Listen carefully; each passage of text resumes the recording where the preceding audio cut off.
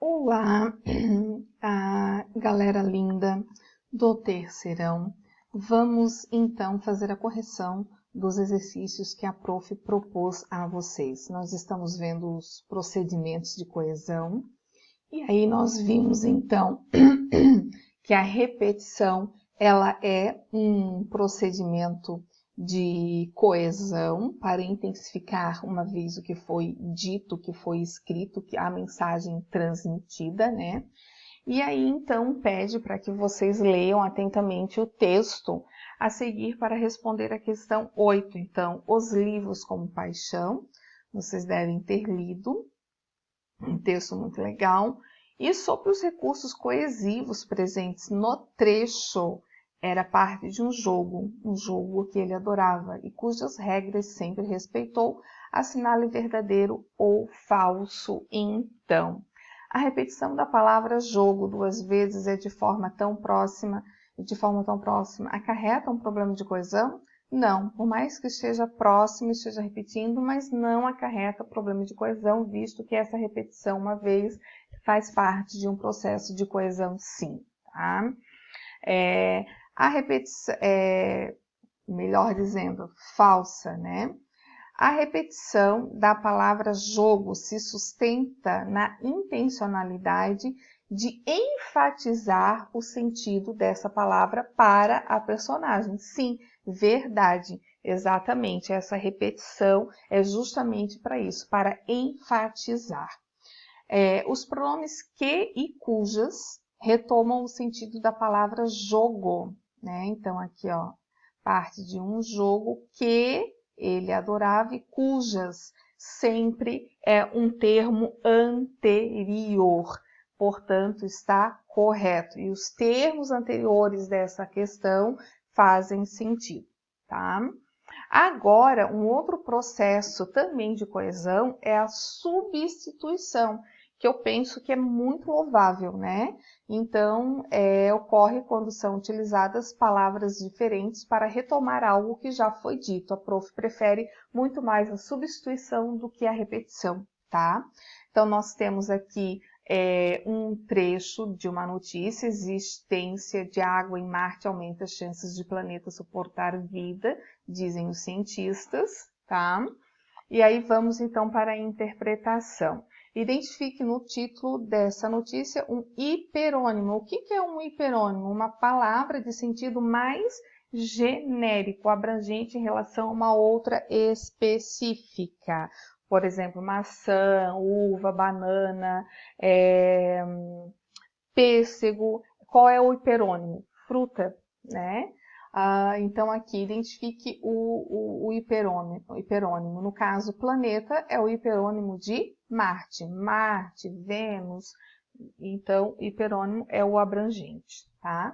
Identifique no corpo da notícia 2 usos de pronome para se referir a algo já mencionado. Questão importantíssima para Enem. São usados os pronomes demonstrativo esses, que é sempre para algo que já passou, para se referir aos mapas químicos da superfície de Marte, está mencionados no parágrafo anterior, e o pronome relativo que, cujo referente a sais, ok? Agora, aqui tem mais uma outra manchete, um outro título para ler. Essa notícia emprega 3 diferentes palavras no primeiro parágrafo para se referir a Microsoft e ao Google. Ó, Microsoft e Google assinam armistício em guerra de patentes. Então, identifique, né? As palavras são uma e outra e companhias, tá? Então, foi aqui onde foi utilizado para retornar esses temas, retomar o tema sem a repetição no primeiro, aqui, ó, uma, outra e companhia, tá? Alguma das palavras que você identificou na resposta anterior pode ser considerada hiperônimo de Microsoft e Google. Sim, a palavra campanha é hiperônimo de companhia, perdão.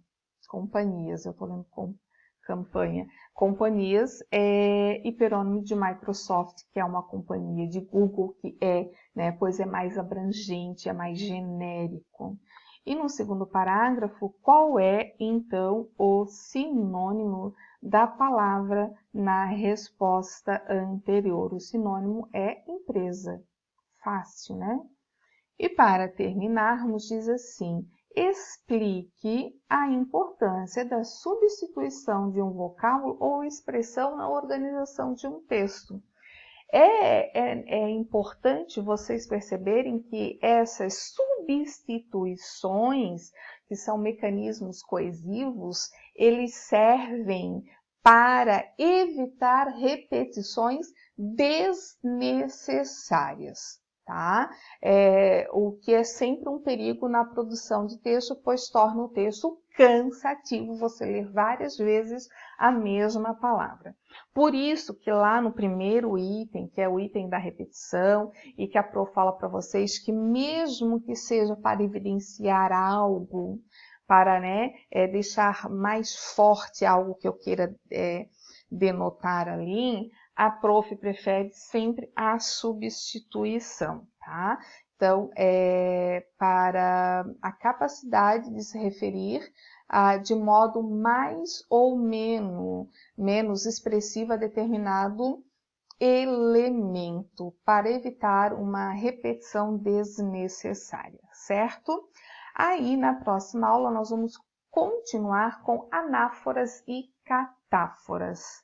Certo, gente? Um termo que eu já mencionei e algo que está à frente. Certo? Um beijo e um queijo para vocês. Façam a correção na apostila e até a próxima aula. Tchau!